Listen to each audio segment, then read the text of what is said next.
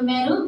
ఎందుకు అంటే ఆవిడకి నిజంగా అన్ని ఉన్నాయండి. ఆస్తి విషయం ఏది కూడా లోటు అనేది లేదు. కానీ వాళ్ళ తల్లిదండ్రుల విషయంలో ఆవిడ చాలా చింతిస్తున్నారు, మానసికంగా ఇబ్బంది పడుతున్నారు. వాళ్ళ తమ్ముడు గారు ఒకరు వల్ల, అలాగే వాళ్ళ అన్నయ్య గారికి వాళ్ళ వేరే కంట్రీలో ఉంటారు. వాళ్ళకి బిడ్డల కొరకు ఆవిడ ప్రార్థన చేస్తున్నారు. వాళ్ళందరి వరకు ప్రార్థన చేసే ఆవిడని దేవుడు ఇంకా బలంగా పట్టుకోవాలి. ముందుగా కుటుంబానికి రక్షణంగా రావాలన్న సేవకులు ప్రార్థన చేశారు. అది కూడా దేవుడు జరిగించినందుకే వందనాలండి. ఈ సన్నిధిలో ఆ కుటుంబం అంతా ఒక చోట కూర్చొని ఉండడం మనకు దేవుడు చూపించాలని సంఘం అంతా బలంగా ప్రార్థన చేయండి. దేవుని కృప వల్ల రాధిక మేడం గారు భర్త అయ్యగారు అయితే ఆవిడికి ఒక గదిలో వరకే పర్మిషన్ ఇచ్చారంటే దేవుని స్తుతించడానికి ఆవిడ హృదయాన్ని తెలుసుకుని వాళ్ళ తల్లిదండ్రుల నిమిత్తం బయటికి అయితే రాలేని పంపించట్లేదు. కానీ దేవుడు ఆ సారు హృదయాన్ని తెరవాలి, ముందుగా సన్నిధికి నడిపించాలి, ఆయన చేపట్టుకునే నడవాలని ఆశ కలిగి ఉన్నారు. బిడ్డలిద్దరిని కూడా దేవుళ్ళు చాలా బలంగా నడిపిస్తున్నారు. నిజంగా చెప్పాలంటే నాకంటే బలంగా నడిపిస్తున్నారు. నేను ఆ రోజు వాళ్ళ ఇంటికి వెళ్ళినప్పుడే చూస్తాను. ఆ బిడ్డలిద్దరు కూడా అంత మంచి స్థితి ఉన్నప్పటికీ కూడా నా సేవకు ఎంతో ఒదిగి కూర్చుందండి ఆవిడ. నాకు అయితే నేను ఆవిడ ద్వారా బలపడ్డాను. ఆవిడ ఈ సన్నిధికి ఎలా నడిపించబడ్డాను అన్నది పక్కన పెట్టి నేను ఆవిడ చూసి చాలా బలం పొందుకున్నాను. అదంతా కూడా దేవుని కృప. నా సేవకులు ప్రార్థన చేస్తుండగా నా ఇంట్లో వెలుగు కలిగింది. వాళ్ళ అత్తయ్య గారు సేవకులు అడిగిపెట్టిన వెంటనే కూడా వాళ్ళ అత్తయ్య గారు జారి పడిపోతే దేవుడు ఏ ప్రమాదం కూడా కలగకుండానే దేవుడు ఎత్తి పట్టుకున్నాడండి.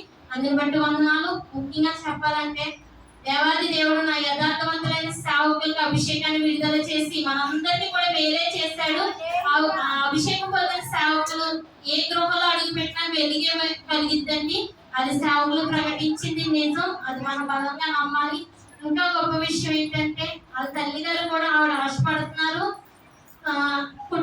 కుటుంబంగా సన్నిధిలో ఉండాలని. వాళ్ళ అత్తయ్య గారిని కూడా నడిపించాలని ఆవిడ ఆశ కలుగుంది. కానీ ఆవిడ బలమైన విగ్రహారాధికులని నేను ఈ రోజు మర్చిపోయి స్టేటస్ పెట్టాను. కానీ ఆవిడది నాకు చూస్తున్నాను, తీసేశాను. రాధికవాణి గారు అయితే చాలా సంతోషించారు. అలా కాదు, నేను అడిగాను ఈ సన్నిధిలో, ప్రభా నా భర్తకి భయపడి నేను సన్నిధికి వెళ్ళకూడదు, నా భర్తతోనే నేను సన్నిధికి రావాలన్న ఈ సన్నిధిలో అడిగిపెట్టిన దేవుడు నెరవేర్చాడు. అలాగే ఆవిడ కూడా భయపడుతున్నారు సన్నిధికి రావడానికి. కానీ ఆ భయం దేవుడు తీసేస్తాడు. ఎందుకంటే పరిశుద్ధ ప్రార్థనా మందిరంలో భయం అనేది మనకు ఉండదండి. దేవుడే గొప్ప కార్యం చేస్తాడు. అది మీరందరూ కూడా కుటుంబం కొరకు ప్రార్థన చేయండి. ఆ బిడ్డలకి కూడా మంచి భవిష్యత్తు కావాలని. దేవుని చిత్తమైతే రిషన్ వాళ్ళతో కూడా బిడ్డలు వాడబడాలి ఈ సన్నిధిలో. అలాగే ఫ్రెండ్స్ అని చెప్పారు, మరి క్లాస్మేట్స్ అని. అలా కాదు, సన్నిధిలో కూడా బిడ్డలు ఇద్దరు ఉండాలి. ఆవిడ ఆశ కలిగి ఉన్నారు. ఆ కుటుంబం కొరకు ప్రార్థన చేయండి. అలాగే దేవుడు ఈ నెలంతా కూడా నా కుటుంబాన్ని నాకు కాచి కాపాడి, అలాగే నా ఆడపడుచు హృదయాన్ని కూడా తెరిచాడు. మానసిక ఇబ్బంది ఉందండి ఆవిడకి, అది కూడా ఈ సన్నిధిలో ఉన్నప్పుడు తీసేశాడు. మరి అక్కడికి వెళ్ళిన తర్వాత కొంచెం ఇబ్బంది ఉంది. మరి యథావిధిని సన్నిధిలో అడుగు పెడితే అది పోతుందని నమ్ముతున్నాను. ఆవిడ కొరకు కూడా ప్రార్థన చేయండి. రక్షణ విషయంలో వెనకబడే స్థితి ఆవిడ ఉండకూడదు. రక్షణ కార్యాలు బలంగా జరగాలి.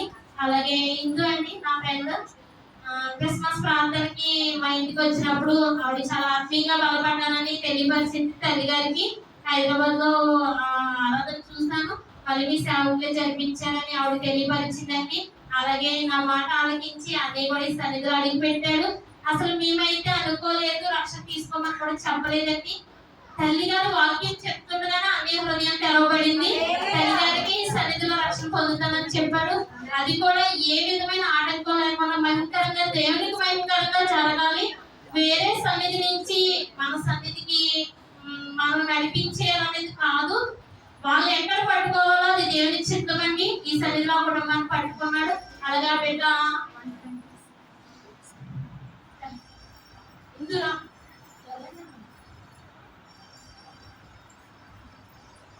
చాలా మానసిక వేదనండి. అన్నయ్య చాలా మంచోడు, కానీ తన భర్త ప్రేమ కొరకు తన వెంపర్లు ఆడుతుంది. బిడ్డల్ని ఎంతో కష్టపడి పోషిస్తుంది. వాళ్ళిద్దరికి సఖ్యత కూడా ఉండాలి. వాళ్ళు ఎవరో నాకు తెలియదు, దేవుడే నాకు ఆ ఫ్రెండ్ని ఇచ్చాడని నేను నమ్ముతున్నాను. ఆ పెద్ద బిడ్డకి పుట్టినప్పుడు చెవి సరిగా అంటే అప్పుడప్పుడు అలా జరుగుతుందంటే ఆపరేషన్ కూడా పడింది. మొన్న సడన్ గా ఆ బాబు కూడా అలాగే అసలు ఎన్ని వేసుకుంటున్నా కూడా స్పర్శ తెలియలేదంట ఆ చిన్నబిడ్డకైతే. ఆ బిడ్డ నేను ఒక్కటే చెప్పాను, నా సేవకురాలు ప్రార్థన చేస్తే నీ చిన్నబిడ్డకి ఎటువంటి ప్రాబ్లం ఉండదు, ఒక్కసారి సన్నిధికి రా అని అడిగినప్పుడు ఆ బిడ్డ నమ్మకంతో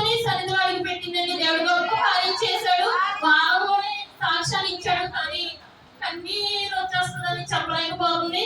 తన ఆత్మీయ స్థితిని ఇంకా బలపరచాలి, ఇంకా పరిశుద్ధమైన జీవితం వాళ్ళకు ఉండాలి. దేవుని చిత్తంలో ఈ సన్నిధిలో అడుగు పెట్టారు కాబట్టి ఆ బిడ్డలిద్దరూ కూడా ఈ సన్నిధిలో వాడబడాలని, అలాగే చిన్నబిడ్డకి ఎటువంటి బలహీనత లేకుండా ప్రార్థన చేసిన మంచి వాక్యం చెప్పి ఒక కుటుంబాన్ని ఈ సన్నిధిలో పట్టుకున్న దేవాది దేవుడికి వాక్యం చెప్పి నీ హృదయాన్ని కదిలించిన తల్లి గారికి కూడా నా హృదయపూర్వక వందనాలు చెల్లించుకున్నాను. సాక్ష్యం అయితే ఆ బిడ్డే చెప్పాలి, చెప్పలేకే కదలేకపోతుంది. కానీ బలంగా తన భర్త వరకు సాక్షి చెప్పే స్థితిని, ధైర్యాన్ని కూడా దేవుడు ఇవ్వాలని ఈ సాక్షి దేవుడు దీవించుకున్నాం.